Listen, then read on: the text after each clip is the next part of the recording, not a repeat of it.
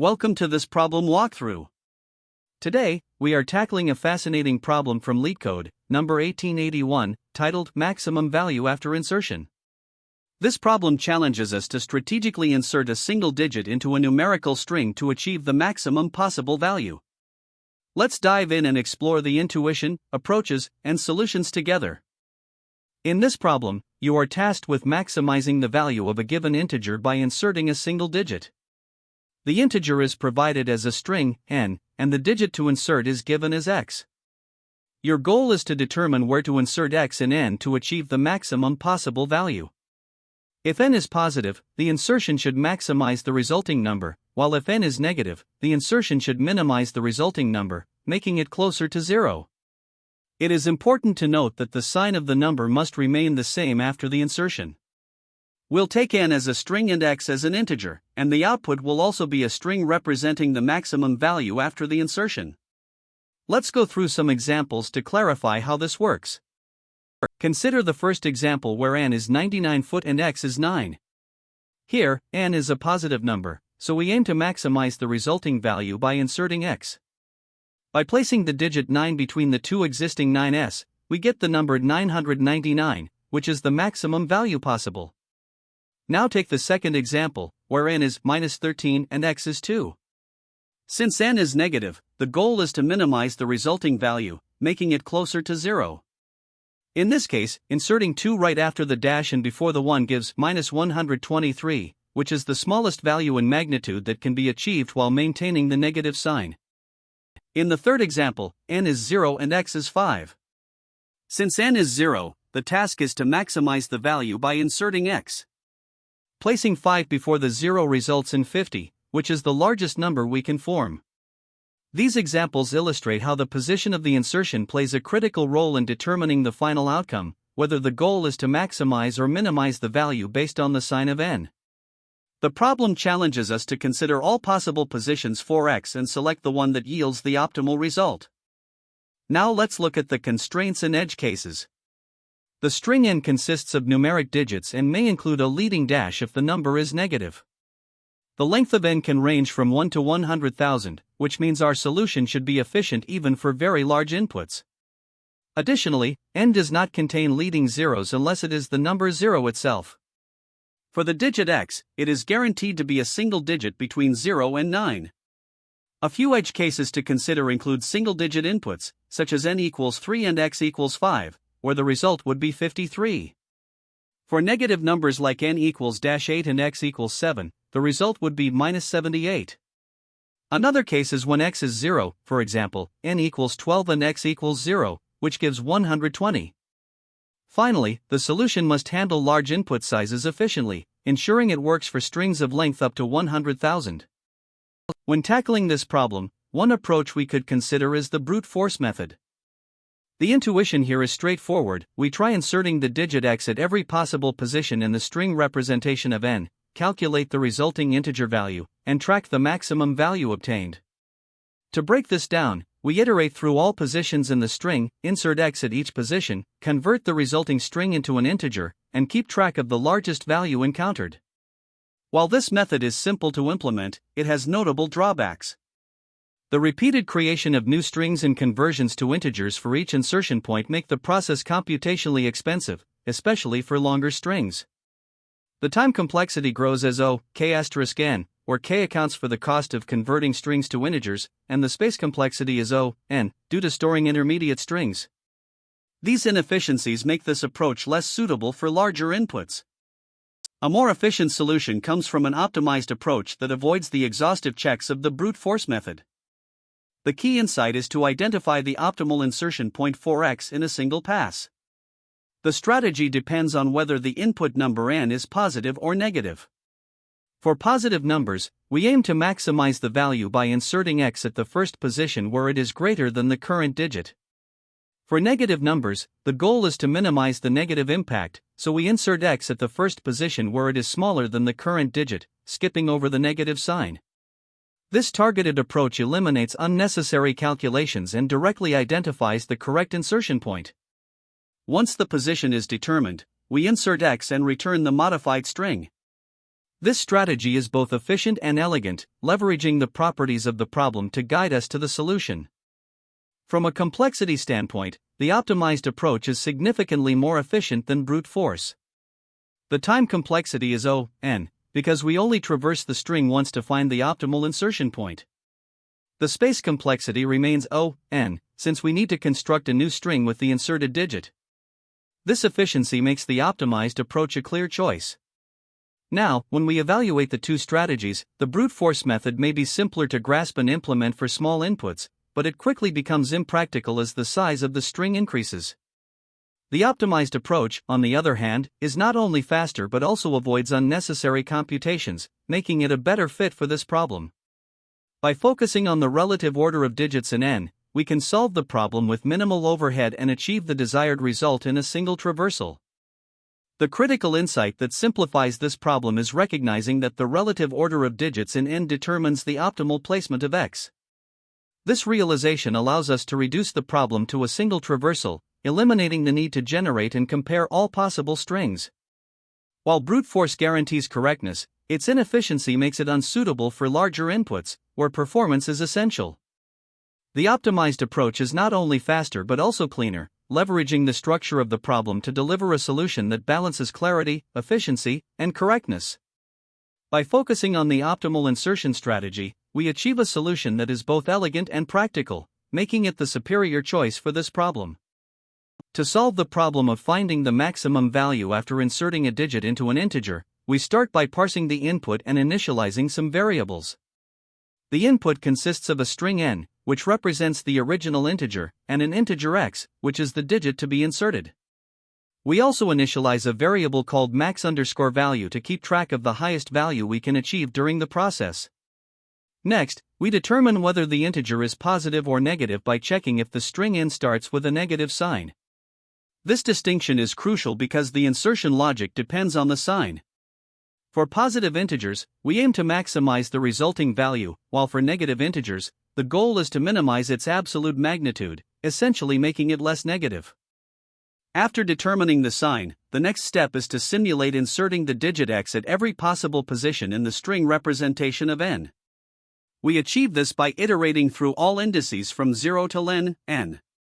At each position, we split the string into two parts, the prefix, which contains all characters before the current index, and the suffix, which contains all characters from the current index onward. By concatenating the prefix, the digit x, and the suffix, we form a new string, modified_n.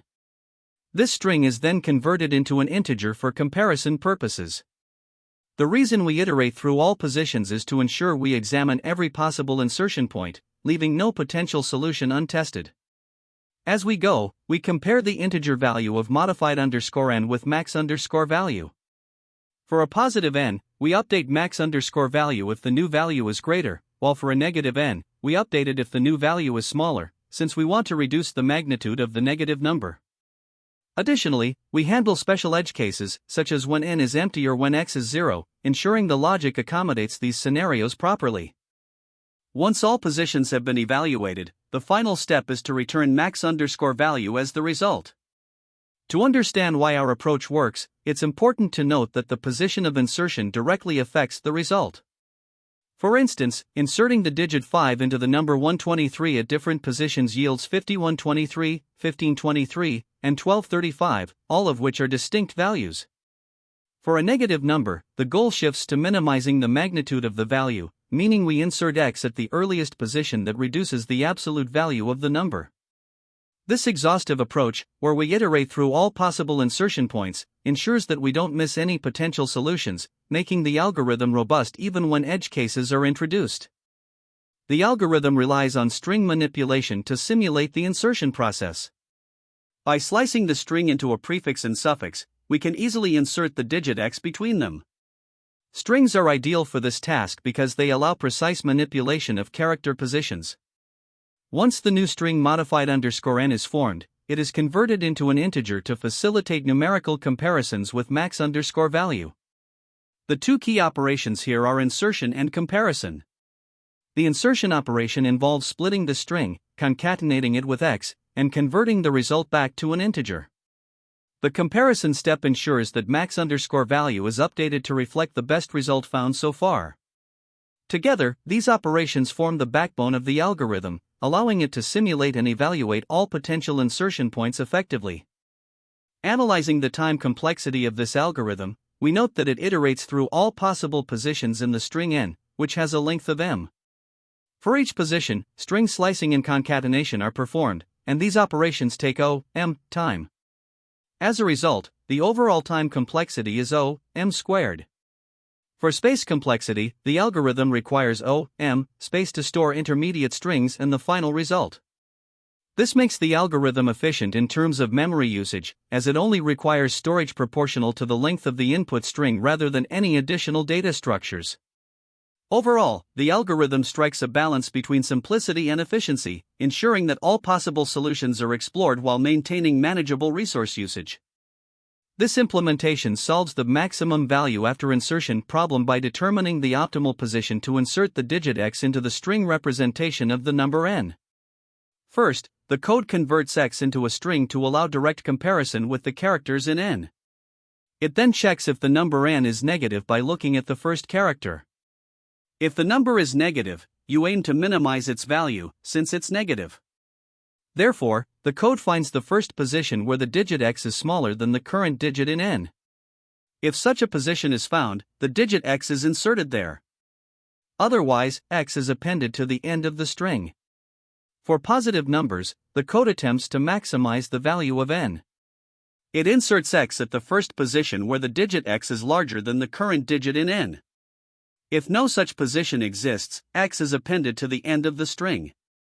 The code handles all edge cases, such as when n is a single-digit number, when x is smaller or larger than all digits in n, and when n is negative or positive.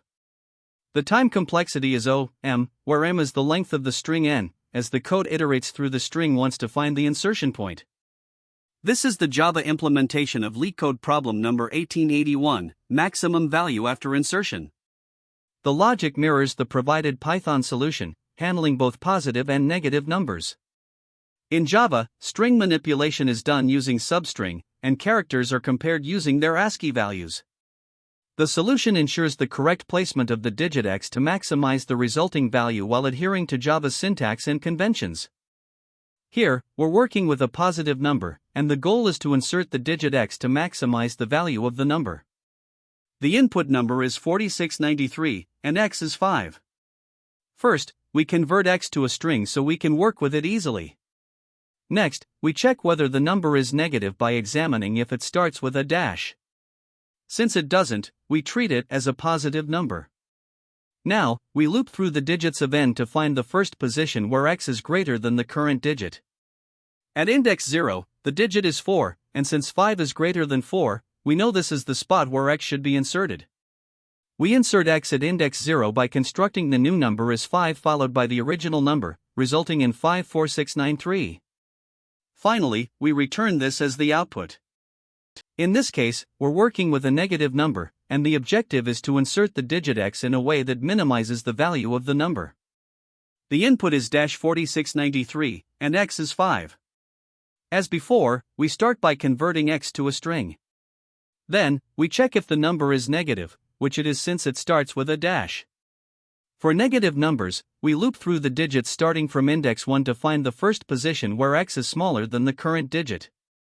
At index 1, the digit is 4, and 5 is not smaller than 4, so we continue. At index 2, the digit is 6, and since 5 is smaller than 6, this is where we insert x. We construct the new number by inserting 5 after the -4 and before the rest of the digits, resulting in -4593. We then return this as the result. Now we consider a scenario where the input is a positive number, but x is smaller than all the digits. The input number is 987, and x is 5. As always, we start by converting x to a string. Since the number is positive, we proceed to loop through its digits to find a position where x is greater than the current digit. At index 0, the digit is 9, and since 5 is not greater than 9, we move on. At index 1, the digit is 8, and again 5 is not greater than 8. At index 2, the digit is 7, and 5 is still not greater than 7. Since no suitable position is found, we append x to the end of the number, constructing the new value as 9875. This is the final output, which we return. To analyze the time complexity of this solution, we start by considering the various operations involved. First, when we convert the digit x to a string using the operation x equals scr x, this takes constant time, or O1, because x is a single-digit number. Next, we check whether the input number is negative by evaluating the condition if n, 0, equals dash. This operation is also O1, as it involves checking only the first character of the string. Now, the most significant contributor to the time complexity comes from iterating through the string n to find the optimal insertion point. In the worst case, the loop will traverse all n characters, performing a simple comparison at each step, which is an O1 operation.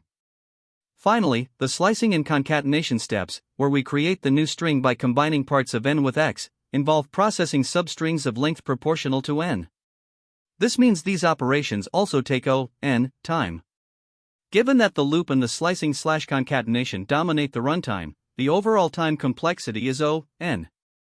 Since string slicing and concatenation are the most computationally expensive operations in this solution, they dominate the runtime, confirming that the total time complexity is O(n).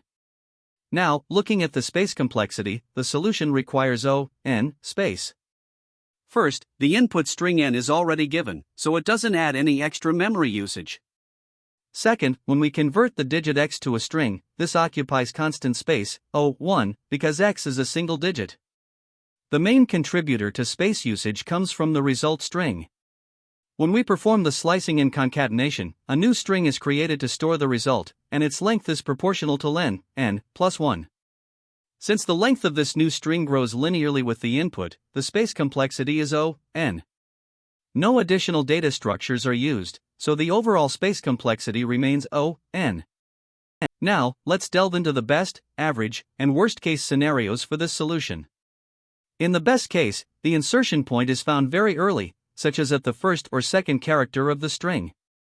While the loop exits quickly in such cases, the slicing and concatenation still operate over a portion of the string, meaning the time complexity remains O(n), but with smaller constant factors. For the average case, the insertion point typically lies somewhere in the middle of the string. Again, while the operations are evenly distributed across the input, the overall time complexity doesn't change and stays O(n). Finally, in the worst case, the insertion point is not determined until the very end of the string. This means the loop traverses all characters, and the slicing and concatenation involve processing the entire string. Even in this scenario, the time complexity is still O(n), as every operation scales linearly with the input size. To understand why the optimized approach is more efficient, let's compare it to a brute force method. A naive approach might involve generating all possible strings by inserting x at every position in the string and comparing their values to find the maximum. This would require O(n) time to generate each candidate string, and since there are n plus 1 possible insertion points, the overall time complexity would be O(n squared). In contrast, the current solution avoids this inefficiency by directly identifying the optimal insertion point in a single pass through the string. This reduces the time complexity to O(n), which is a significant improvement. Mathematically, the time complexity is O(n), because the dominant operations, looping through the string and performing slicing/concatenation, are linear in relation to the input size. Similarly, the space complexity is O(n), because the result string, which is proportional to the input size, is the main factor contributing to memory usage.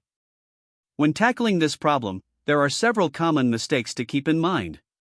First, overlooking edge cases such as leading zeros or the effect of inserting a digit on the sign of the number can lead to errors. For example, inserting a digit into a negative number without proper handling might produce an invalid result. This is often because implementations assume inputs are simple positive integers and fail to account for constraints like valid number formats. Another frequent error is mismanaging the conversion between integers and strings, such as when slicing a string or inserting a digit into the wrong position. These issues can cause index errors or incorrect comparisons. Lastly, assuming the input size is small can be problematic since the input string can be very large, up to 10 to the power of 5 digits. Inefficient solutions that rely on brute force may work for smaller inputs but will fail to handle these larger cases within time limits.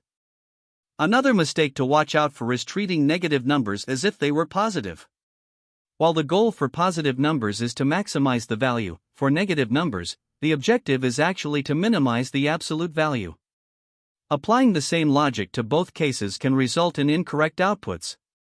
Additionally, hard-coding solutions for specific cases, such as handling only a particular digit like 5 or inserting at a predefined position, can lead to brittle implementations.